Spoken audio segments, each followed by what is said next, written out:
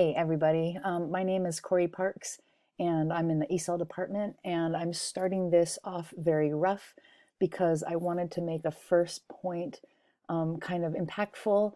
I want you to take notice of my hair, what I'm wearing, the background that you can see when you're going to do any kind of video work that will include your face, your look, your demeanor, and your background. I just wanted to make sure that you think about what it is you're projecting. If I were to turn this way, you'd see that I've not made my bed yet, that I haven't cleaned up my work area, that my closet's open.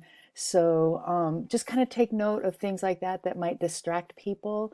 And I'll be right back with you. Okay, I'm back. I took a shower, I washed my hair, I brushed my teeth. I changed out my glasses for my contacts because my glasses magnify my eyes, and that's very distracting to me. So I just kind of want to point out those little details. Why would I brush my teeth if I'm going online? Why even get dressed? Like, this is a shirt I normally wear while I'm teaching.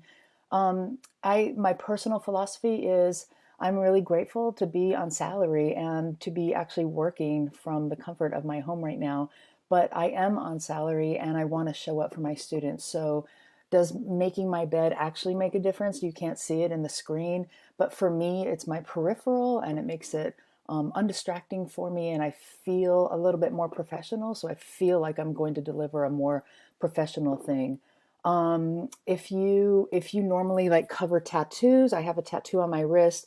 I normally wear long sleeves. It's not an issue. I don't show off my tattoo, but because I never show it to my students, I also wouldn't want to be in a position where I show it and that would be a distractor. So just kind of think through the things, how do you normally connect with your students?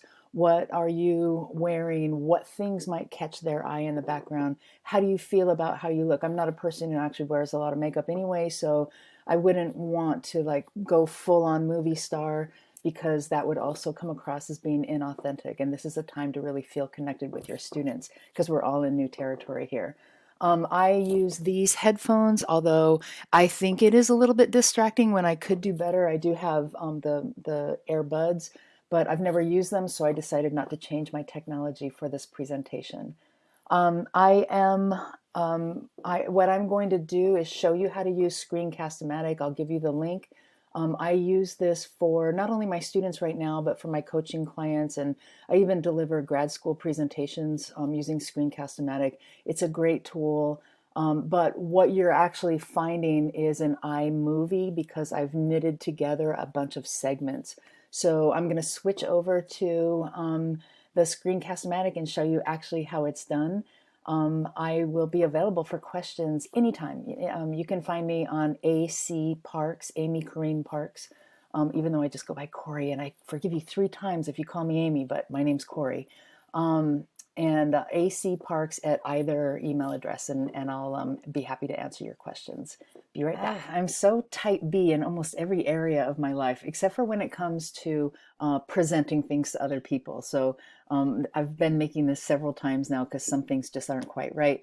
I wanted to show you that now I've opened up the curtain and that changes the lighting, and maybe that's distracting. I'm not sure. I'm just kind of testing it. And also I opened up the window. I can hear somebody talking on the phone outside. That might be distracting for me. I'm not sure for about you. And I can hear birds chirping. Every once in a while, I'll hear an ambulance go by, which just kind of strikes terror in my heart for some reason. And I wouldn't want to do that.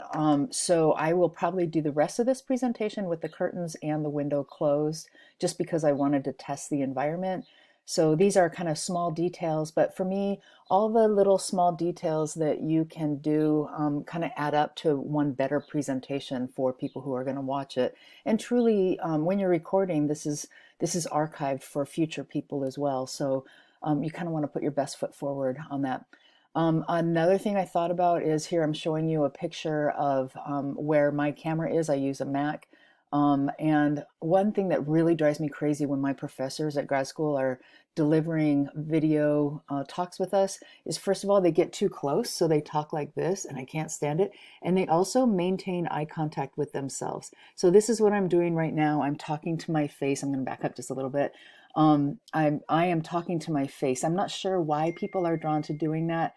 Oh, and you probably just heard my phone chirp. That's another detail. Turn off your phone.